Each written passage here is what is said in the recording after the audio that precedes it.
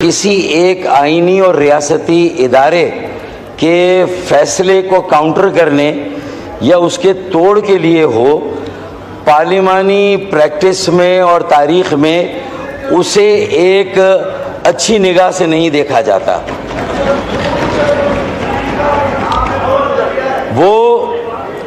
वो एक bad legislation, verse legislation या वर्स्ट लेजिस्लेशन में शुमार होती है।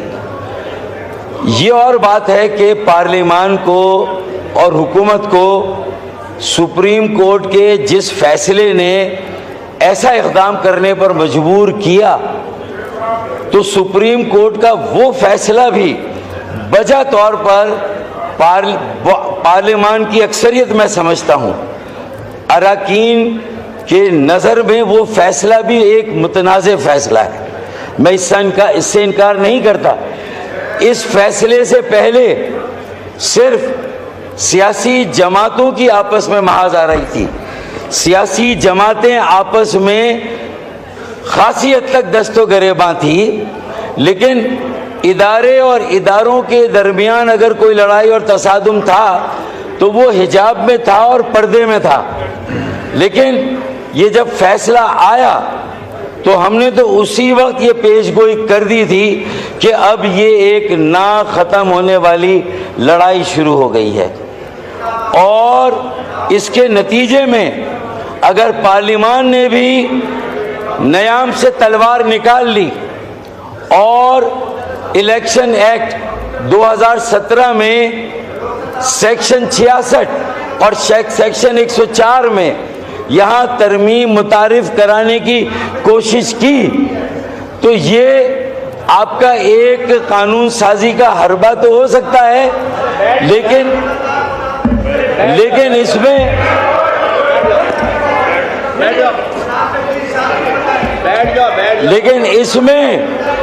इसमें हुकूमत और अपोजिशन दोनों की सियासत की बदतरीन शिकस्त है कि आप सर जोड़कर बैठने के लिए तैयार नहीं है, कौमी मशावरत और मफाहिमत का रास्ता निकालने और एक कौमी एजेंडे पर काम करने के लिए तैयार नहीं है, और 25 करोड़ अवाम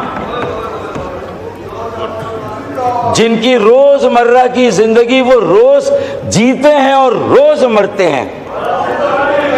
देखें, सबकी उम्र होती है, सियासत की एक उम्र है, सियासी अकाबरीन की भी एक उम्र है, एज है, एजिंग इज अ रियलिटी। कहते हैं कि लड़की की उम्र निकल जाए तो उसके रिश्ते नहीं आते। सियासत में भी रिश्ते आना बंद हो जाते हैं अगर सही वक्त पर सही फैसले ना किए जाएं। अगर मैं ये बताना जा रहा हूं कि आपकी लीडरशिप हो, पीएमएलएन की लीडरशिप हो, पीपल्स पार्टी की लीडरशिप हो, सबकी उम्रें निकल रही हैं। 70 प्लस 60 प्लस सब जा रहे हैं। हमारी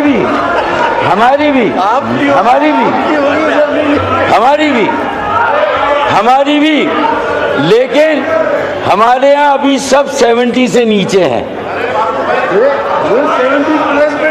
वही, हाँ, तो अगर ये सिचुएशन है और आज अगर मुल्क और कौम को इस बदतरीन सियासी बहरान से ना यहाँ कोई निकालने की तगोदो कर रहा है, ना वहाँ कोई कोशिश कर रहा है, तो फिर ये तारीख में हम कोई अच्छी मिसाल कायम नहीं कर रहे। ये वक्त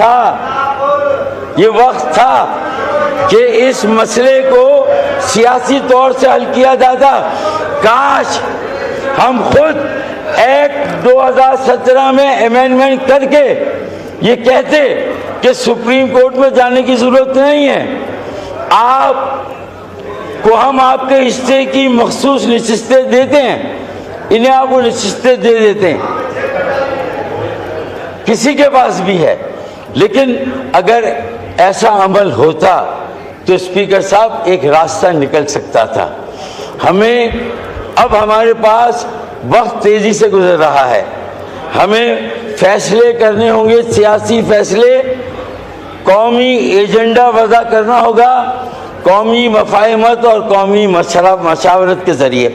अगर हमने रियलिटी से रिकंसाइल नहीं किया तो सुप्रीम कोर्ट का एक फैसला अगर ये ऑपोजिशन समझती है कि इसे ज़मीन से आसमान को ले जाएगा तो ये इनकी गलत फहमी भी है और खुशफहमी भी है।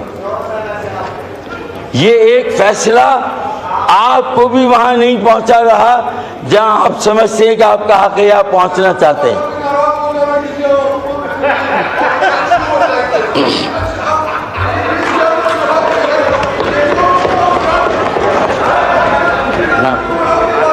हाँ, तो मेरा ये कहना है कि देखें, एक कोटा सिस्टम, तशरीफ रखें, आपको मौका मिलेगा, ऑपोजिशन को मौका मिलेगा। तशरीफ रखें, आप बोले डॉक्टर साहब बोले। देखें, मैं समझता हूं कि आज जो एलाइज हैं, हमें इस बिल पर एतमाद में नहीं लिया गया। हाँ, हमें एतमाद में नहीं लिया गया।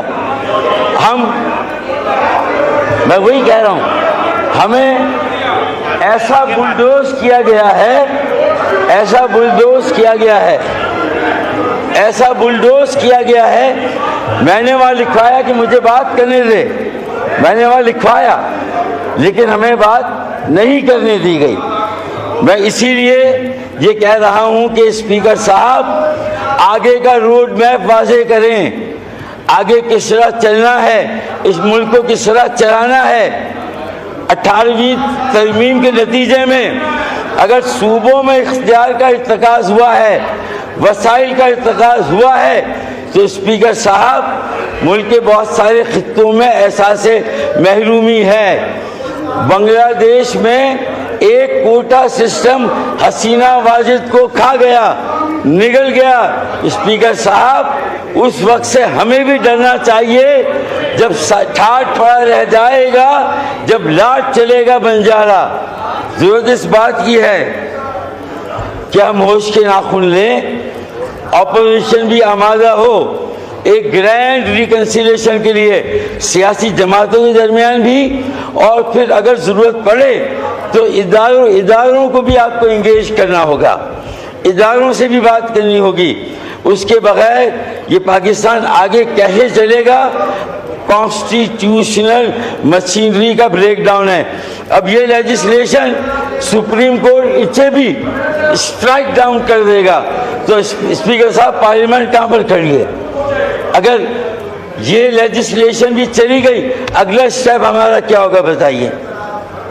ये मालूम तो होना चाहिए कि आगे क्या पेशमंजरी है, रोड मैप क्या है, क्या करने जा रहे हैं, कोई एंगेजमेंट का अमल है या नहीं है। स्पीकर साहब, मैं एक आखिरी शेर पढ़कर अपनी बात ख़त्म करता हूँ कि इससे पहले कि किसी रस्म पे वारे जाएं, इससे पहले कि किसी रस्म पे वारे जाएं, चल किसी ख्वाब की तकमील में मारे जाएं। बहुत बहुत शुक्रिया।